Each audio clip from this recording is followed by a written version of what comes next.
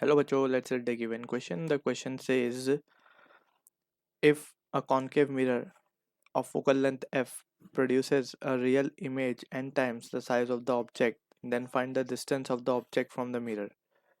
So to understand this question, we need to understand about the concept of magnification by concave mirror. So magnification basically it is defined as height of image upon height of object, and by expression it can be written as negative of image distance upon object distance, जिसको हम we और you से denote करते हैं respectively. ठीक है. अब magnification जो है इट कैन बी पॉजिटिव और it can be negative for a concave mirror we are talking. ठीक है. तो ये पॉजिटिव कब होगी, नेगेटिव कब होगी? क्योंकि हमें पता है कि जो कॉनकेव मिरर है इट शोज ये रियल इमेज भी फॉर्म करता है, वर्चुअल इमेज भी फॉर्म करता है. तो हमें पता है रियल इमेजेस जो होती हैं वो इन्वर्टेड होती हैं हमेशा. Real images are inverted in nature, and जो वर्चुअल इमेज होती हैं they are always erect, means upright या स्ट्रेट बनती है. ठीक है. रियल इन्वर्टेड होती है. तो अगर रियल इन्वर्टेड है मीन्स अगर ऑब्जेक्ट इस तरीके से रखा हुआ है तो image will be formed in this manner. ये इमेज होगी. ठीक है ना. तो यहाँ पे जो मैग्निफिकेशन आएगा in this case it will be negative. Negative आएगा. ठीक है.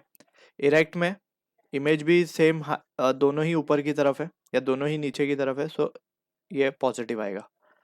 सो that is what the thing we need to keep in mind. अब यहाँ पे जो क्वेश्चन में हमें गिवन है, हमें बोला गया है कि वो रियल इमेज फॉर्म कर रहा है n times the size of the object, यानी कि magnification has to be negative, right.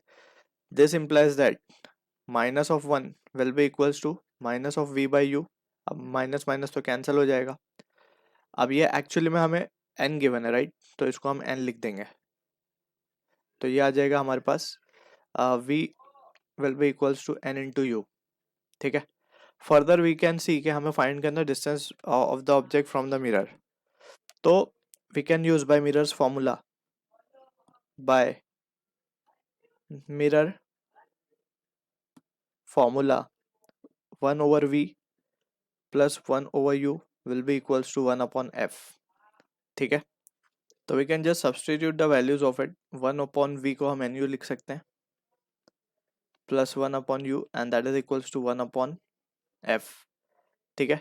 हमें u ही फाइंड करना है, तो we can say u plus nu upon nu का square is equals to 1 upon f. तो f की वैल्यू आ जाएगी हमारे पास nu अपॉन 1 प्लस n.